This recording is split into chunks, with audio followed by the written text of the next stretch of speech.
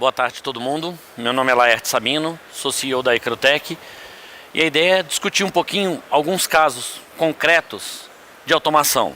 A gente fala automação inteligente porque no final das contas a gente quer efetivamente trazer mais resultados. Então, ao invés de falar de teoria, a gente vai falar um pouco de prática. Então a gente vai começar rapidamente falando de vários casos reais, de como a gente tem trabalhado junto com alguns clientes importantes da Icaro para justamente trazer ganhos reais com automação inteligente nas suas operações. Tá legal? Próximo item, vamos falar um pouquinho de automação de processo. Tá? Opa. Automação de processo. No fundo, nesse caso aqui, qual era o conceito que estava por trás? Durante todo um trabalho de análise e diagnóstico, tem uma série de informações que são criadas e imputadas dentro dos tickets que registram aquele processo. O que normalmente quando a gente começa a trabalhar com analytics a gente percebe?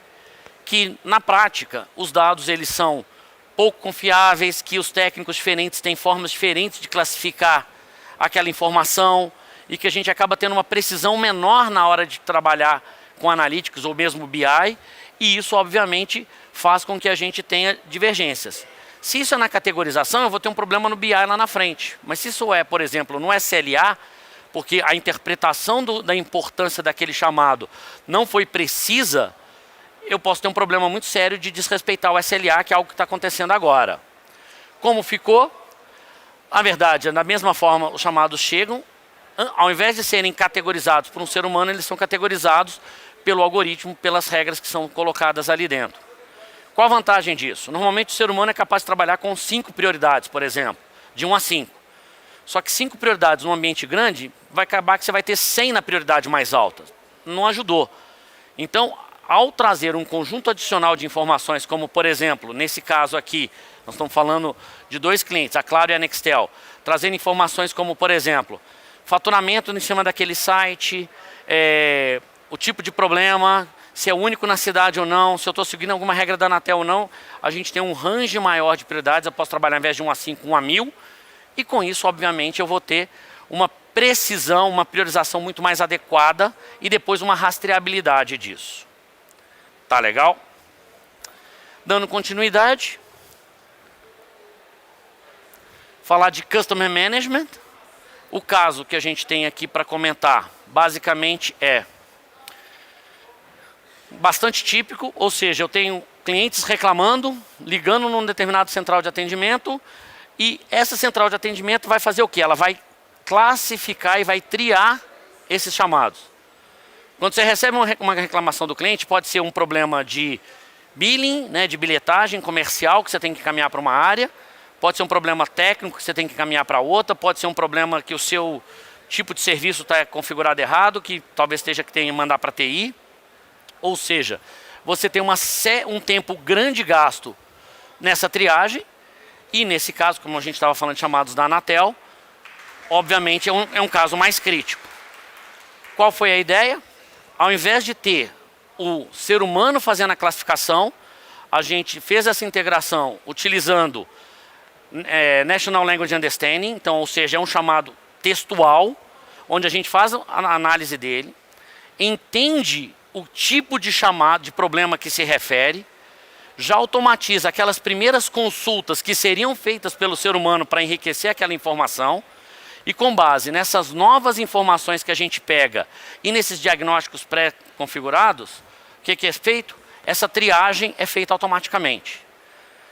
Qual que é o ganho? Foi brutal. A gente, nesse caso, ainda não tem autorização do cliente para abrir um nome, para divulgar o nome, porque é um caso que ainda não foi divulgado publicamente, mas mais de 60 vezes. O tempo de redução, por que esse tempo? As pessoas gastam todo esse tempo para fazer a triagem? Não. Mas fica parado na mesa de muita gente. Porque quando você manda um problema na mesa errada, no guichê errado, com a pessoa errada, ele normalmente não entra com uma prioridade alta. E ele vai ficar lá até que alguém grite ou até que passe um tempo, até que a pessoa finalmente chegue naquele parte da lista. E na hora que ele chegar, ele vai, não é comigo, aí ele passa para outra. Mas nisso você perdeu horas, quiçá dias, dependendo da situação. Então, o ganho de fazer classificações de forma automatizada foram muito grandes, tá? 60 vezes é realmente um tempo brutal, fora o tempo reduzido com os profissionais que faziam essa atividade, que puderam fazer outras atividades, como por exemplo, realmente diagnósticos mais completos e mais sofisticados. Tá legal? Só para ilustrar rapidamente, falar 2 minutos a respeito da Ícaro. A Ícaro tem 21 anos de mercado, nós somos uma empresa especializada em operações inteligentes, ou seja, o nosso negócio é realmente ajudar os nossos clientes a melhorar a eficiência operacional, a ter ganhos de redução de custo e qualidade de serviço, tá? A gente atua em todas essas frentes aqui e vocês vão ver que no fundo é uma caixa de ferramenta para chegar nesse objetivo que a gente quer. Temos uma série de reconhecimentos internacionais, tanto da IBM como do Gartner.